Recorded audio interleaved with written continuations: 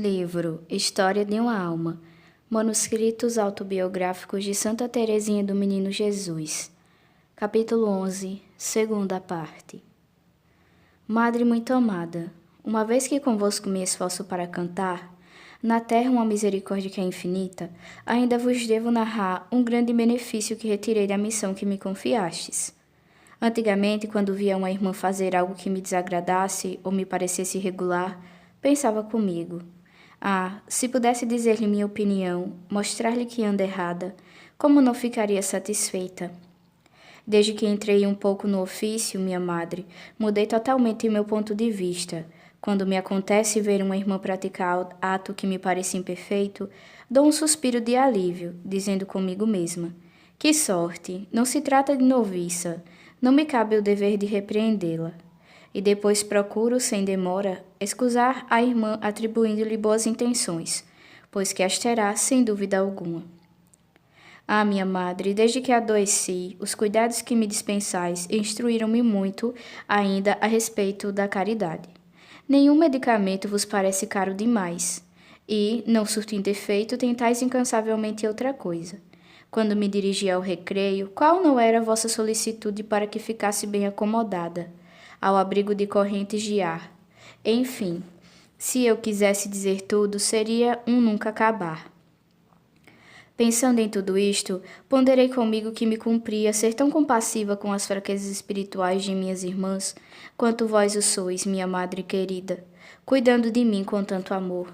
Notei, é muito natural, que as irmãs mais santas são as mais estimadas. Procura-se sua convivência, prestam-se-lhes favores, sem serem pedidos.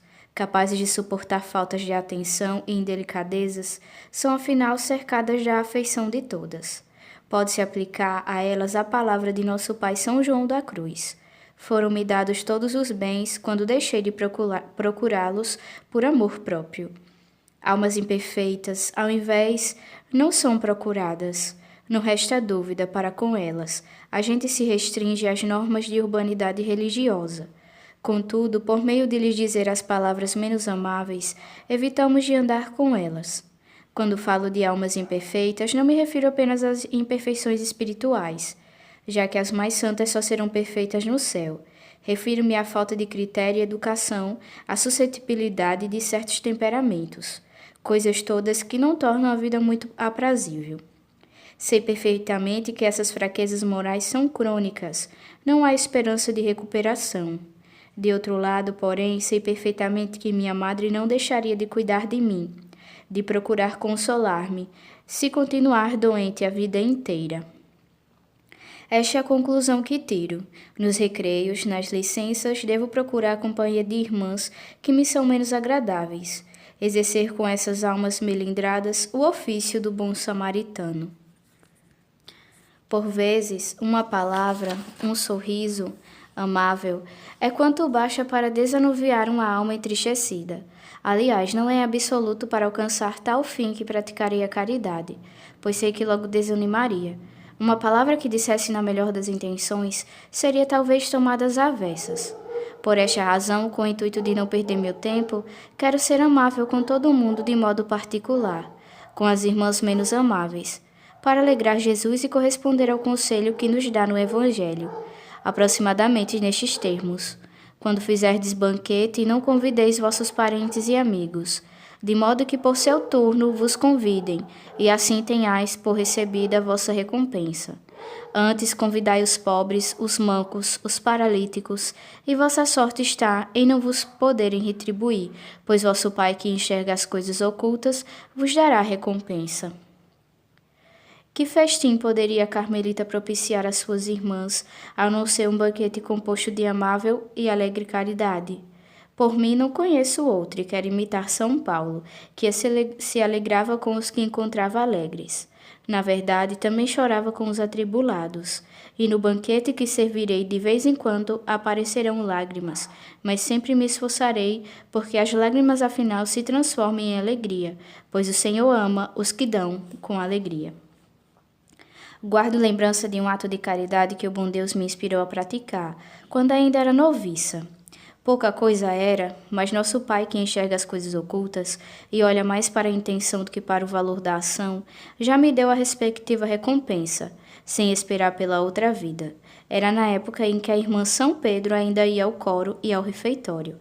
A oração vespertina, seu lugar ficava na minha frente.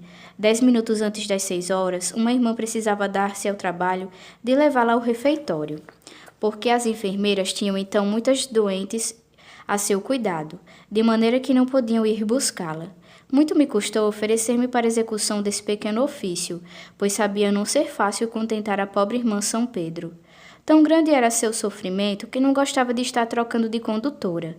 Contudo, não queria perder tão linda ocasião de praticar a caridade, lembrando-me de que Jesus dissera: "O que fizerdes a um destes meus irmãos pequeninos, é a mim que o fizestes."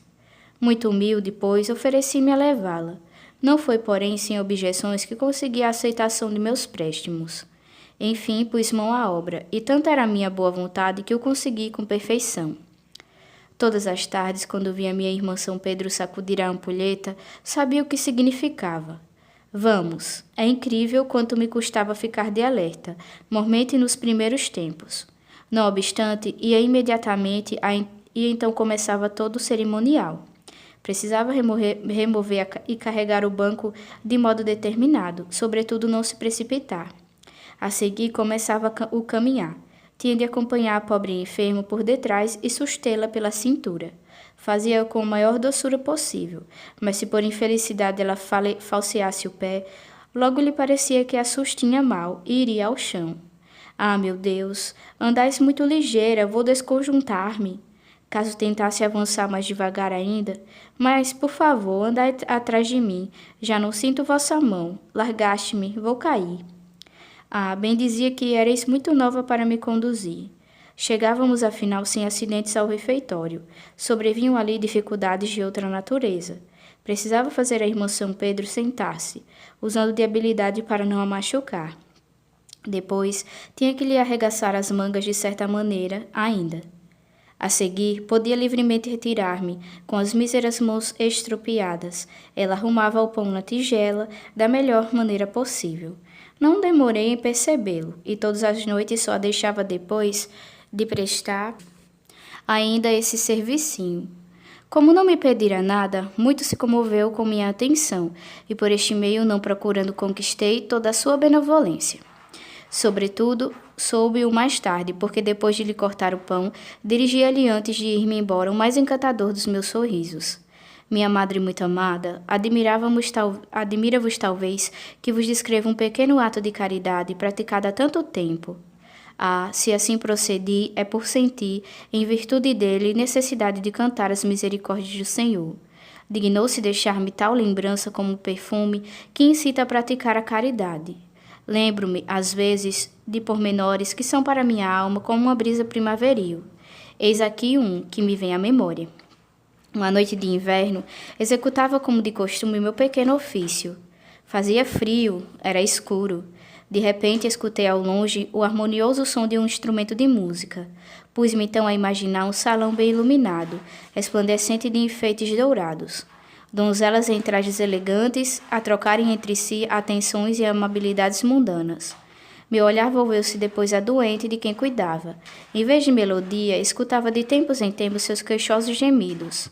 Em lugar dos enfeites dourados, enxergava os tijolos de nosso austero claustro, mal iluminado por débil claridade. Não consigo dizer em palavras o que se passou em minha alma.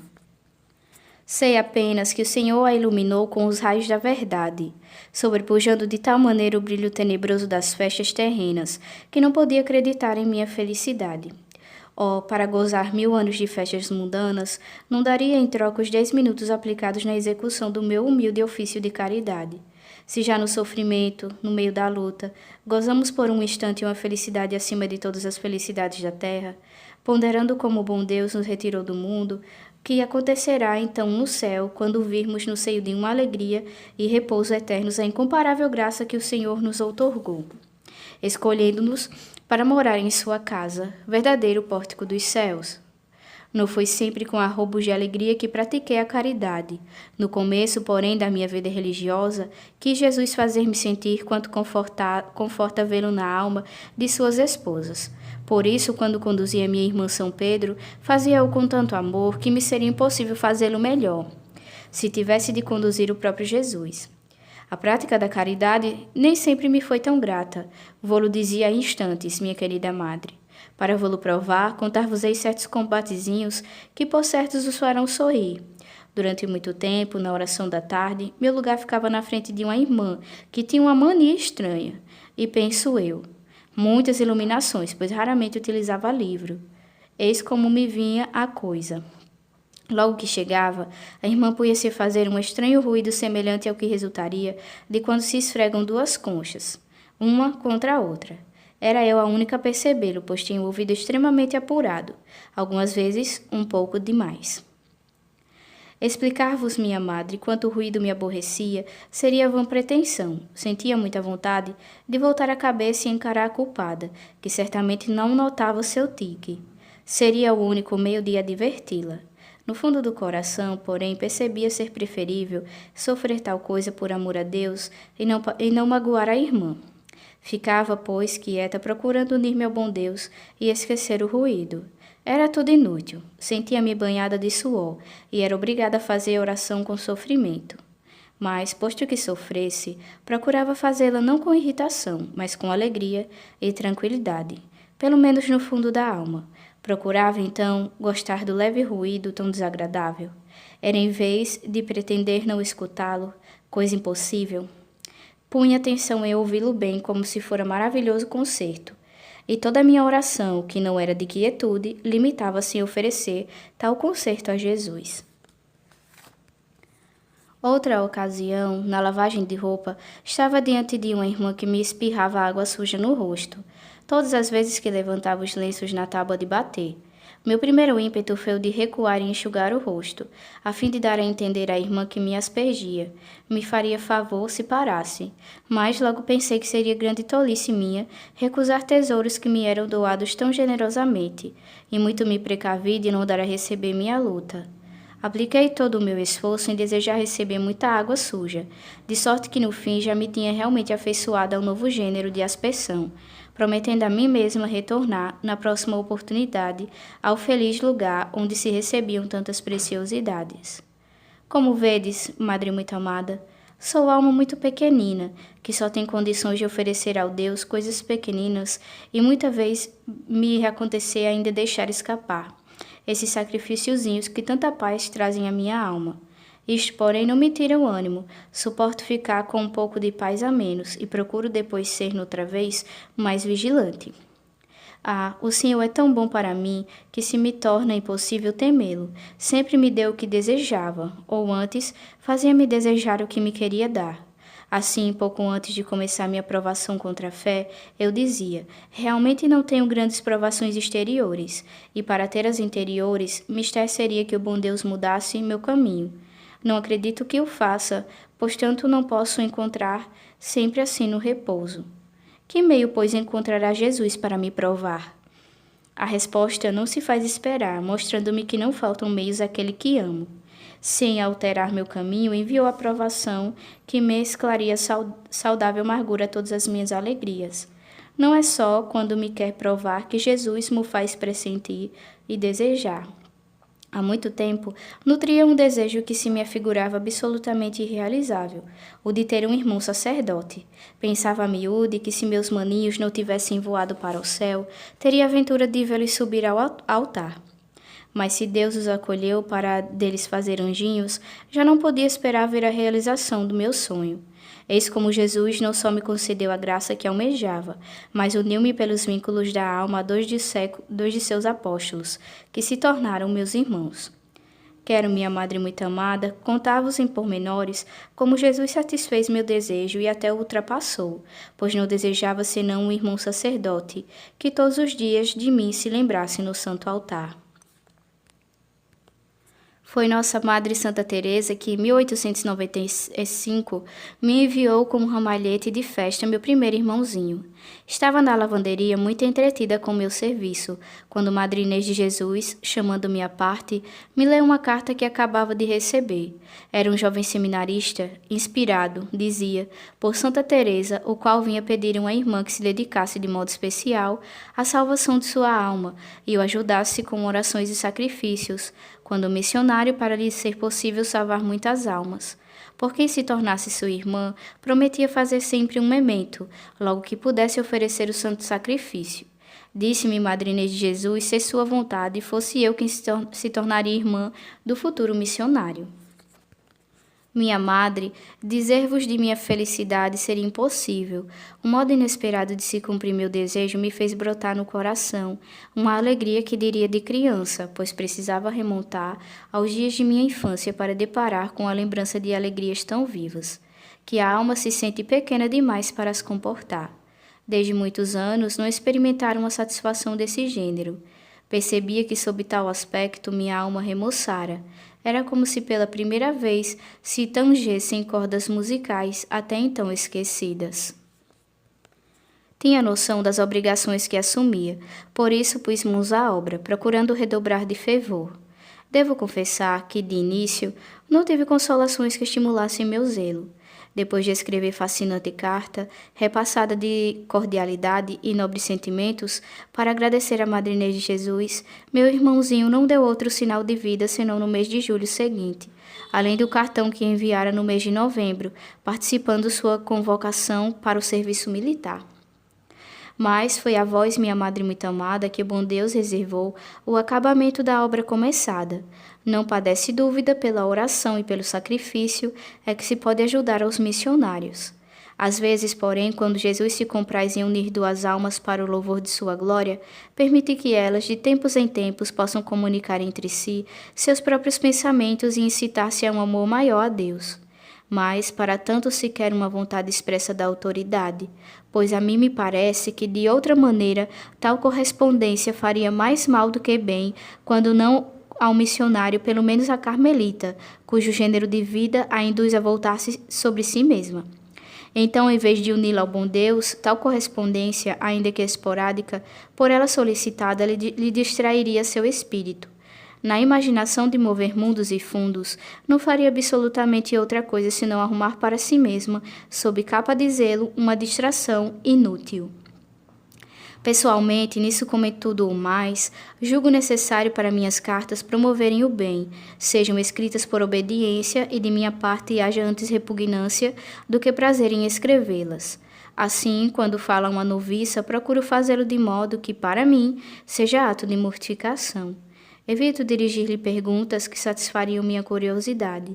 Quando ela começa um assunto interessante e passa depois para outro que me importuna, sem terminar o primeiro, abstenho-me cuidadosamente de lembrar-lhe o assunto posto de lado, porque me parece impossível promover algum bem quando se procura a si mesma. Percebo, minha madre muito amada, que não me corrigirei jamais.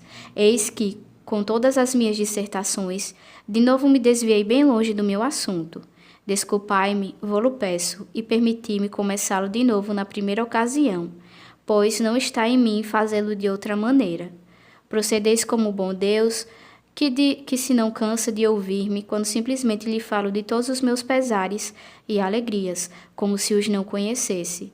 Vós também, minha madre, desde muito conheceis meu modo de pensar e todos os eventos mais memoráveis de minha vida.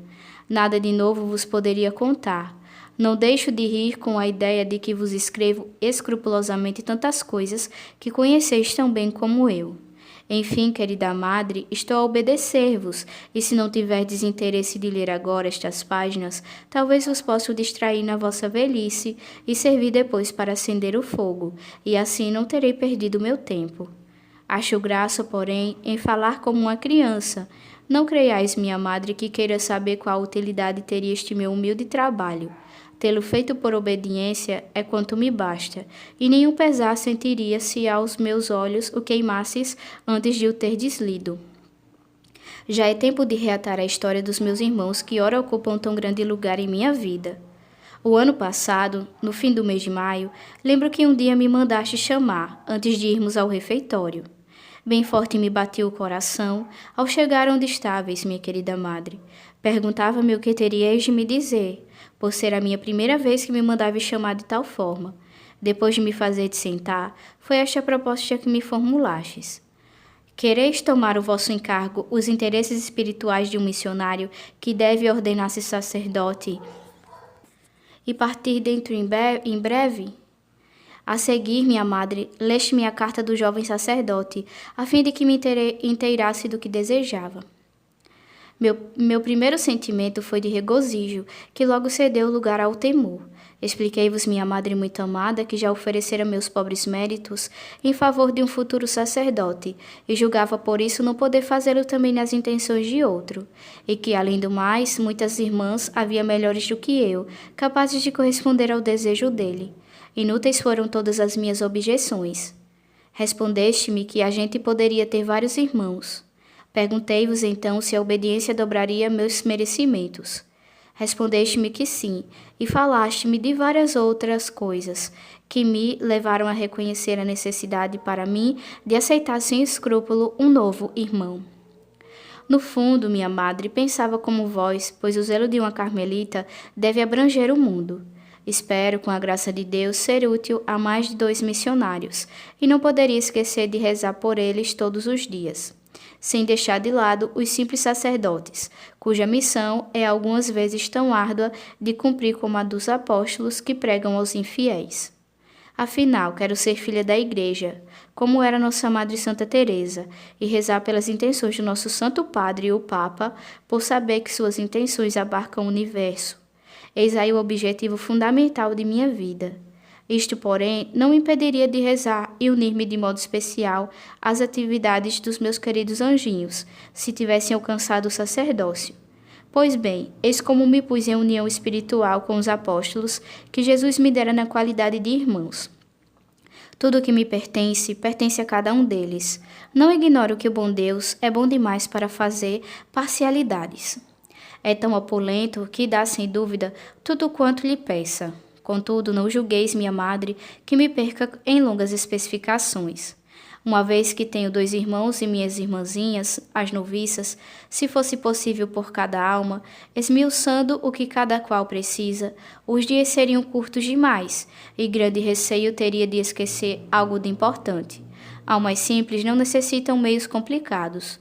Como sou desse número, Jesus deu-me a carta esta manhã em minha ação de graças, um meio simples de cumprir minha missão.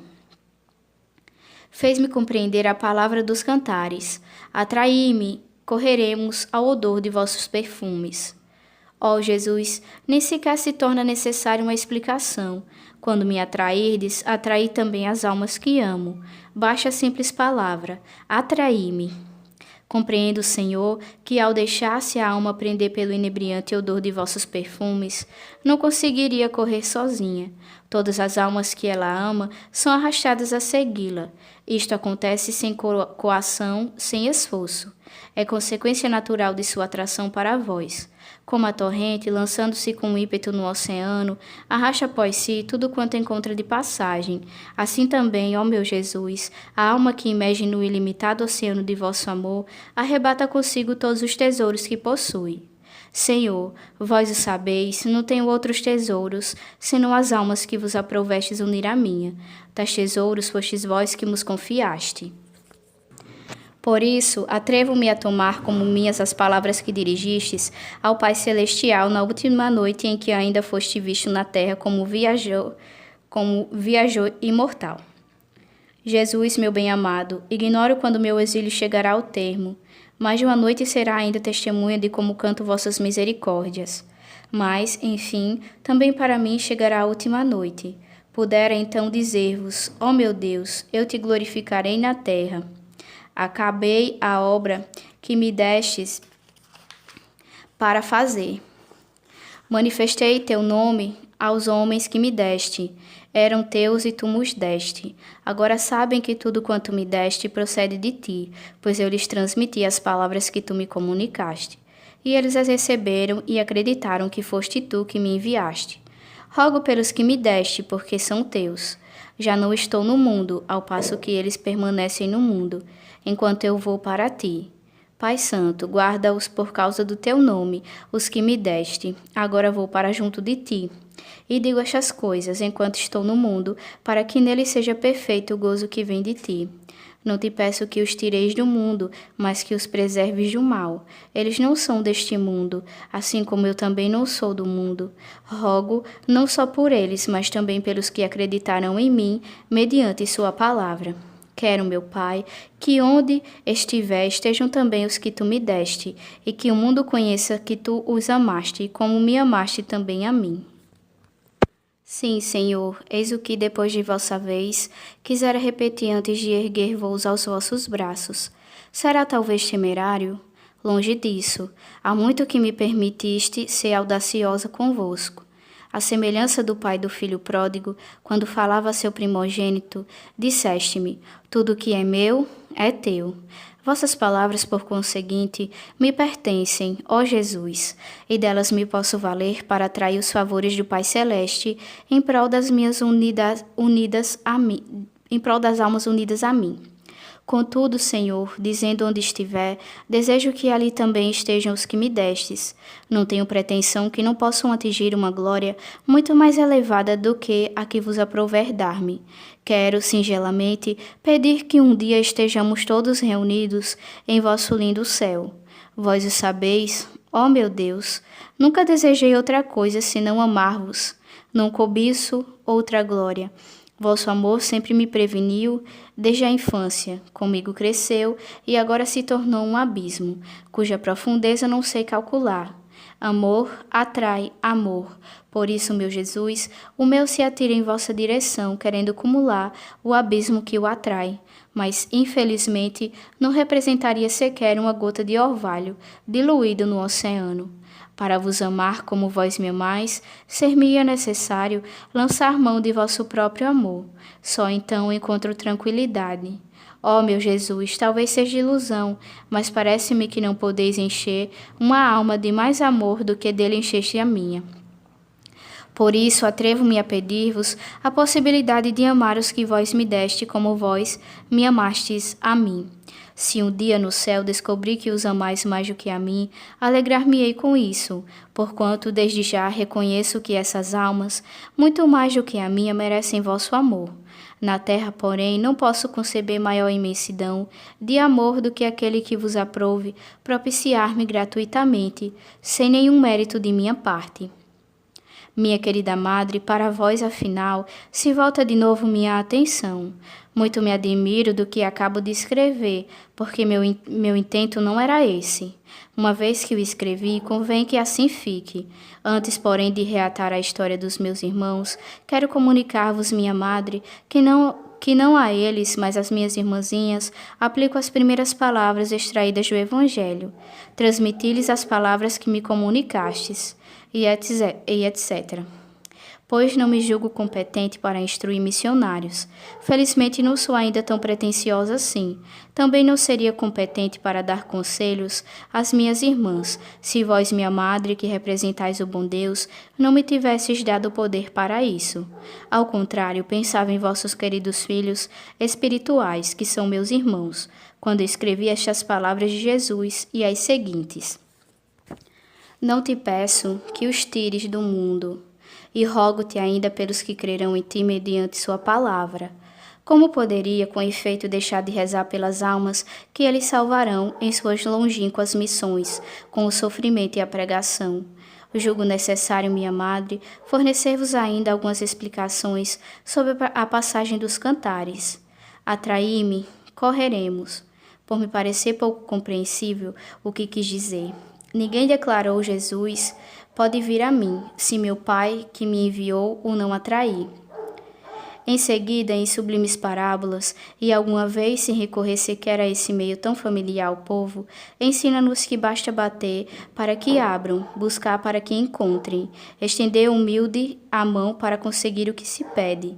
Diz ainda que tudo quanto se peça a seu Pai em nome dele, será concedido pelo Pai. Por isso, sem dúvida, o Espírito Santo, antes do nascimento de Jesus, ditou esta súplica profética: atraí-me, correremos. Em que consiste, pois, pedir que seja atraído, senão que a gente se una de modo íntimo ao objeto que cativa o coração? Se o fogo e o ferro raciocinassem, e o último dissesse ao primeiro, atraí-me, não provaria que se quer identificar com o fogo, de modo a ser penetrado e entranhado por ele, e com ele parecer constituir uma só coisa?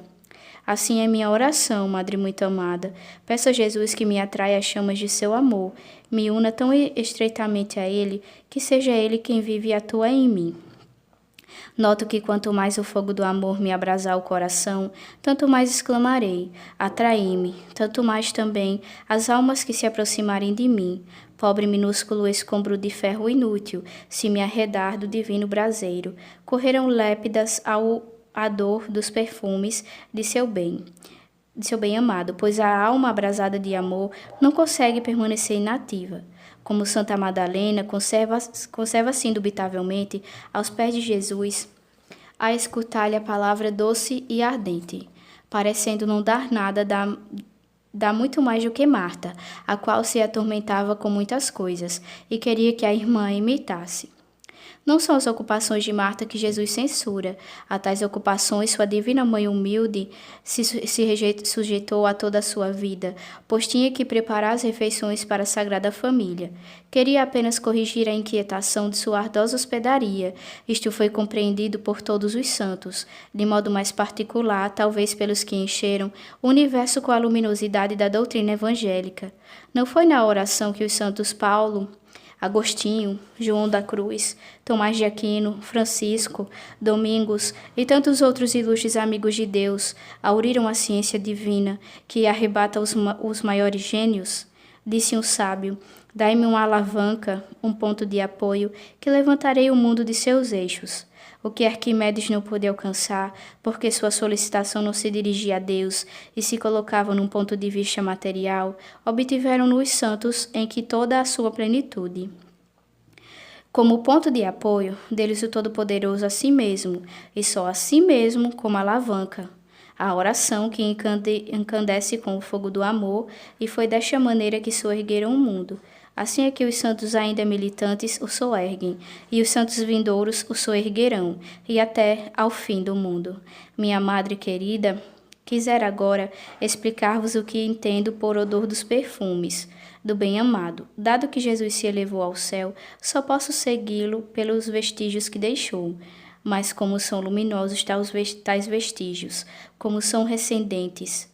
Basta lançar um olhar sobre o Santo Evangelho e logo respiro os perfumes da vida de Jesus e sei para que lado correr.